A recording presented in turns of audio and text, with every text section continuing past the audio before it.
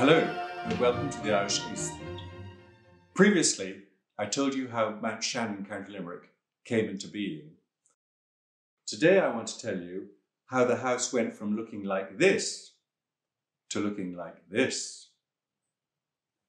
In 1826, Mount Shannon's then owner, the second Earl of Clare, got married, his bride being the Honourable Elizabeth Burrell, who brought a fortune with her estimated between £30,000 and £60,000.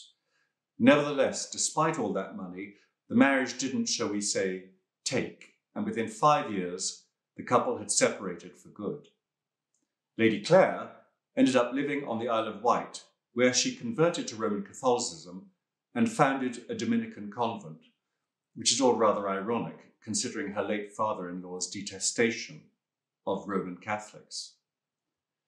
Meanwhile, Lord Clare had been given an appointment as Governor of Bombay, now Mumbai, where he was resident from 1830 to 1834. On his return, he brought home yet more furniture and artworks for Mount Shannon. When not there living on the estate, he was in London attending the House of Lords, or in Brighton, where he eventually died in 1851. As he'd had no children, the estate next passed to his brother, who became the third Earl of Clare. All seemed well with his circumstances until 1854, when his only son, 25-year-old Viscount Fitzgibbon, was reported missing, presumed dead, after leading his troop of Royal Irish Hussars at the charge of the Light Brigade during the Crimean War. The young Viscount's body was never recovered, but rumours of his survival inspired a famous short story by Rudyard Kipling, The Man Who Was. Some years later, a statue of the Viscount was erected in Limerick City on Wellesley, now Sarsfield Bridge, where it remained until blown up by the IRA in 1930. The third and last Earl of Clare died in 1864, and the estate then passed to his 3 daughters. The eldest of these, Lady Eleanor, took her share of the inheritance and ran. She quite literally ran, because within the year she had eloped with Lord Cecil Gordon, who was not only at 60 more than twice her age, but was also married to her half-sister, with whom he'd had no less than 9 children. The couple disappeared, but they were eventually tracked down to Nice, where they were living under the assumed names of Mr. and Mrs. Graham. Meanwhile, the middle sister, Lady Florence, was married and remained married to a successful and sensible politician based in Norfolk, and she certainly had no intention of returning to Ireland. So that left the youngest daughter, Lady Louisa, who chose to take on responsibility for Mount Shannon. Unfortunately, while she had the inclination, she didn't have the income, and debts soon started to mount up. Following the death of her first husband in 1880, she decided to marry again, her choice this time falling on a Sicilian Marchese. Now, as anyone who's read Giuseppe de Lampedusa's The Leopard will know, Sicilian noblemen tend to have more titles than they do money. Lady Louisa thought her new spouse was very rich, while he thought the same thing about her. The marriage proved a sad disappointment to them both.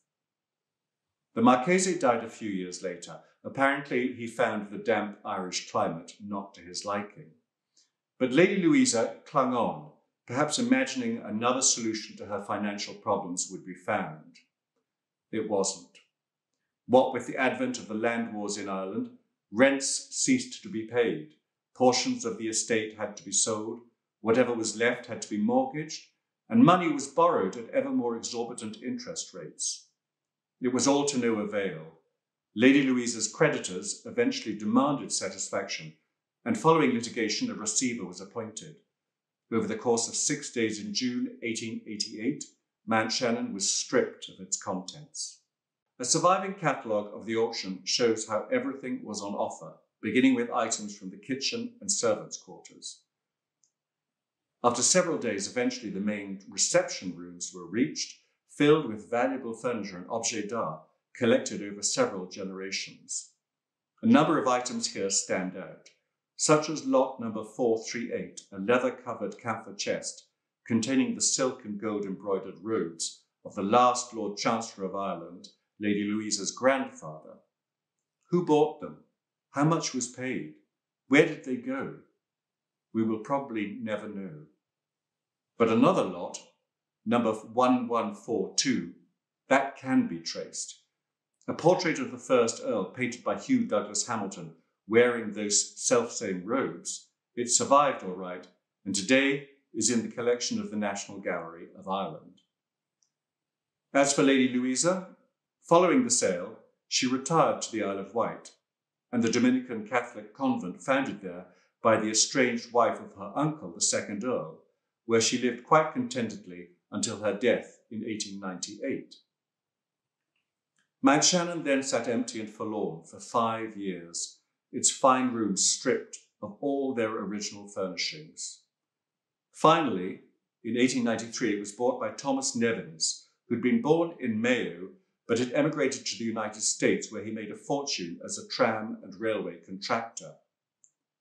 He lived at Mount Shannon for less than a decade, because in 1902, exactly a century after the first Earl of Shannon had died following a fall from a horse, Mr. Nevins suffered the same fate. His wife followed him a few years later, and Mount Shannon was back on the market. In 1915, it was bought for the last time for just £1,000 by a man called David O'Hannigan, who already owned a fine property some 30 miles to the south, Kilbolan House in County Cork. Sadly, this has since been demolished.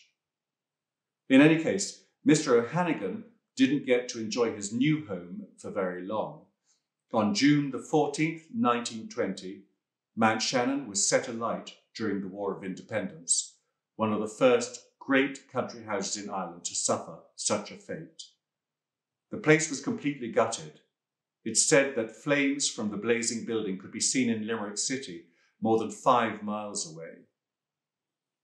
With its great portico, a resolute souvenir of the house's former grandeur, Mount Shannon today remains a shell, frequented only by ghosts and the occasional herd of cattle.